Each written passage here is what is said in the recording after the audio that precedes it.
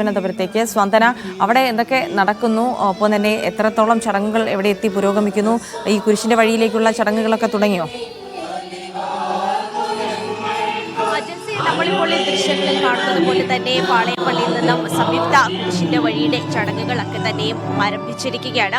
അതിന്റെ ദൃശ്യങ്ങൾ തന്നെയാണ് നമ്മൾ കാണുന്നത്. വിവിധ സഭകളാണ്, പ്രത്യേകിച്ച് ലത്തീൻ സഭ, അതുപോലെ തന്നെ സീറോ മലബാർ സഭ, മലങ്കര, കാനായ സഭകൾ എല്ലാവരും കൂടി തന്നെ സംയുക്തമായിട്ടാണ് തിരുവനന്തപുരത്ത് ഇത്തരത്തിലൊരു കുരിശിന്റെ വഴി ഇന്നിപ്പോൾ സംഘടിപ്പിച്ചിരിക്കുന്നത് നമുക്ക് കാണാം. ഇപ്പോൾ അത് പാളയംപള്ളിയിൽ നിന്നും അല്പസമയം മുമ്പാണ് തുടങ്ങിയിരിക്കുന്നത്. നേരത്തെ ഫൈസൽ സൂചിപ്പിച്ചതുപോലെ തന്നെ ലോകത്തിന്റെ എല്ലാ പാപങ്ങളും ഏറ്റെടുത്തുകൊണ്ട് യേശുക്രിസ്തു കുരിശുമരണം വരിച്ചതിന്റെ ഒരു ഓർമ്മ ദിവസം കൂടിയാണ് ക്രിസ്തീയ വിശ്വാസികളെ സംബന്ധിച്ചിടത്തോളം ഇന്നത്തെ ഒരു ദിവസം എന്ന് പറയുന്നത്. ആ പീഡാനുഭവങ്ങൾ സ്വയം ഏറ്റുവാങ്ങിക്കൊണ്ട് ആ ഓർമ്മകൾ വീണ്ടും ഒരു ദിവസമാണ്. അതിന്റെ ഭാഗമായി തന്നെ പ്രത്യേക പ്രാർത്ഥനകളും ചടങ്ങുകളും ഒക്കെ തന്നെയും ലോകമെമ്പാടും നടക്കുന്നുണ്ട്. അത് തന്നെയാണ് ഇപ്പോൾ തിരുവനന്തപുരത്ത് നടക്കുന്നത്. തിരുവനന്തപുരത്ത് സംയുക്ത കുരിശിന്റെ വഴിയാണ് നടക്കുന്നത് എന്നുള്ള ഒരു പ്രത്യേകത കൂടി ഇവിടെയുണ്ട്. ഈ പാളയം സെന്റ് ജോസഫ് പള്ളിയിൽ നിന്ന് തുടങ്ങി ഇവിടെ VJT ഹാൾ വഴി ചുറ്റി തിരിച്ച് ഈ പാളയം പള്ളിയിലേക്ക് തന്നെ വന്ന് അവസാനിക്കുന്ന രീതിയിലാണ് ഇവിടെ ഈ ഒരു സംയുക്ത കുരിശിന്റെ വഴി ഒരുക്കിയിരിക്കുന്നത്. അതുപോലെ തന്നെ ഇവിടെ നേരത്തെ നമ്മൾ കണ്ടതാണ്, ഈ കർദിനാൾ മാർ ബസീലിയോസ് ക്ലീമിസ് കത്തോലിക്ക ബാവയാണ് ഈ ഒരു സംയുക്ത കുരിശിന്റെ വഴി തുടങ്ങുന്നതിന് മുമ്പ് ഒരു പ്രാരംഭ സന്ദേശം നൽകിയത്. നിലവിലത്തെ ഒരു രാഷ്ട്രീയ സാഹചര്യമൊക്കെ തന്നെ മുന്നിൽ നിർത്തിക്കൊണ്ടായിരുന്നു അദ്ദേഹത്തിന്റെ ഒരു പ്രസംഗം. കാരണം ഈ കുരിശ് അതിനെ ഒരു മതചിഹ്നമായി കാണേണ്ടതില്ല, മറിച്ച് ഒരു വിശ്വാസത്തിന്റെ അല്ലെങ്കിൽ ഒരു രക്ഷയുടെ ഒക്കെ തന്നെയും ചിഹ്നമായിട്ടാണ് നമ്മൾ കുരിശിനെ അടയാളപ്പെടുത്തേണ്ടത്. അതിനെ ഒരു മതചിഹ്നമായി അടയാളപ്പെടുത്തേണ്ട ആവശ്യമില്ല.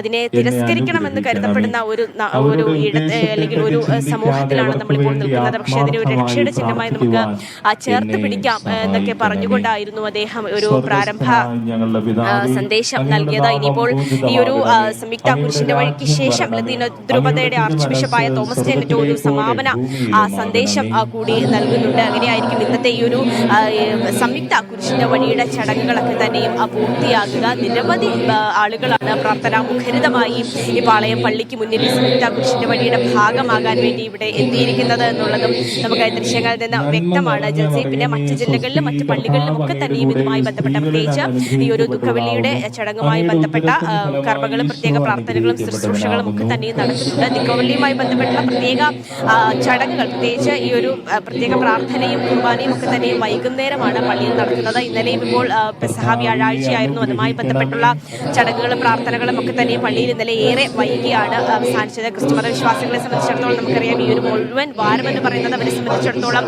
ഒരു വിശുദ്ധ വാര ആചരണമാണ്. പെസഹ വ്യാഴം, ദുഃഖവെള്ളി, ഇനിയിപ്പോൾ ഈസ്റ്ററിന് വേണ്ടിയുള്ള ഒരു കാത്തിരിപ്പാണ് അവരെ സംബന്ധിച്ചിടത്തോളം. അപ്പോൾ അതിനു മുമ്പ് ഈ ക്രിസ്തുവിന്റെ, ലോകത്തെ എല്ലാ മനുഷ്യർക്കും വേണ്ടി ക്രിസ്തു കുരിശുമരണം വരിച്ചതിന്റെ ത്യാഗപൂർണമായ ഓർമ്മകൾ ഒരിക്കൽ കൂടി പങ്കുവെച്ചുകൊണ്ടാണ് നമുക്ക് ദൃശ്യങ്ങൾ കാണുന്നത് പോലെ തന്നെ കുരിശേന്തിക്കൊണ്ടാണ് ഓരോ ഭക്തന്മാരും ഈ ഒരു ദുഃഖവെള്ളി ദിനത്തെ ആചരിക്കുന്നത്, അല്ലെങ്കിൽ ആ ത്യാഗപൂർണമായ ഓർമ്മകൾ വീണ്ടും വീണ്ടും ഓർക്കുന്നത്.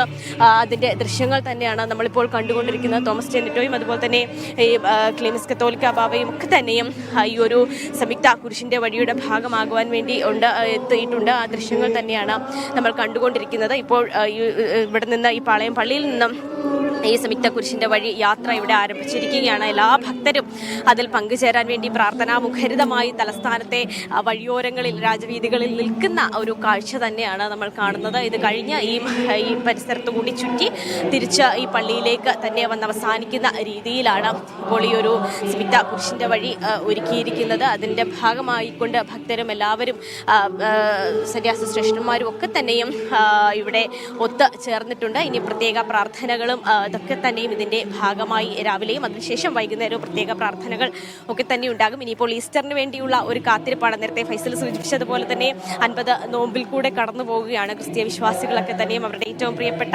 ഭക്ഷണങ്ങളും അതുപോലെ തന്നെ ഈ സുഖസൗകര്യങ്ങളും ഒക്കെ മാറ്റിവെച്ചുകൊണ്ടുള്ള ഒരു 50 ത്യാഗപൂർണമായ ദിവസങ്ങൾ ആണ് അവർക്ക് മുൻപിലുള്ളത്. ഇനിയിപ്പോൾ ഈസ്റ്ററോട് കൂടി വ്രത ഒക്കെ മുറിച്ച് അവർ വീണ്ടും ഒരു സന്തോഷമുള്ള ജീവിതത്തിലേക്ക് കടക്കുന്നതിന് വേണ്ടിയുള്ള ഒരു തയ്യാറെടുപ്പിൽ തന്നെ ആയിരിക്കും എല്ലാവരും ഉള്ളത്. അപ്പോൾ അതിൻ്റെയൊക്കെ ഒരു ഓർമ്മകൾ, അതിൻ്റെ ഒരു സന്തോഷമൊക്കെ തന്നെയാണ് എല്ലാവർക്കും ഉള്ളത്. എങ്ങും സൂചിപ്പിച്ചതുപോലെ തന്നെ പ്രാർത്ഥനാ മുഖരിതമായ കാഴ്ചകൾ തന്നെയാണ്. ഇപ്പോൾ പാളയം പള്ളിയിൽ മാത്രമല്ല ഇത്തരത്തിൽ ഒരു കുരിശിൻ്റെ വഴി നടക്കുന്നത്, തലസ്ഥാനത്തെ തന്നെ മറ്റ് പള്ളികൾ നടക്കുന്നുണ്ട്. ഇവിടെ സംയുക്ത കുരിശിൻ്റെ വഴിയാണ് നടക്കുന്നത് എന്നുള്ളതാണ് പ്രത്യേകത. പ്രത്യേകിച്ച് ലത്തീൻ സഭ, അതുപോലെ തന്നെ സിറോ മലബാർ സഭ, മലങ്കര സഭ ഒക്കെ തന്നെയും സംയുക്തമായി അവരുടെയൊക്കെ തന്നെ സംയുക്ത ആഭിമുഖ്യത്തിലാണ് ഈ ഒരു സംയുക്ത കുരിശിൻ്റെ വഴി പാളയം പള്ളിയിൽ നടക്കുന്നത് എന്നുള്ള ഒരു പ്രത്യേകത കൂടി ഉണ്ട്. എല്ലാവരും തന്നെ സംയുക്തമായി നമ്മളിപ്പോൾ ദൃശ്യങ്ങളിൽ കാണുന്നത് പോലെ തന്നെ ഈ കുരിശിൻ്റെ വഴിയിൽ ഭാഗമായിക്കൊണ്ടിരിക്കുകയാണ്.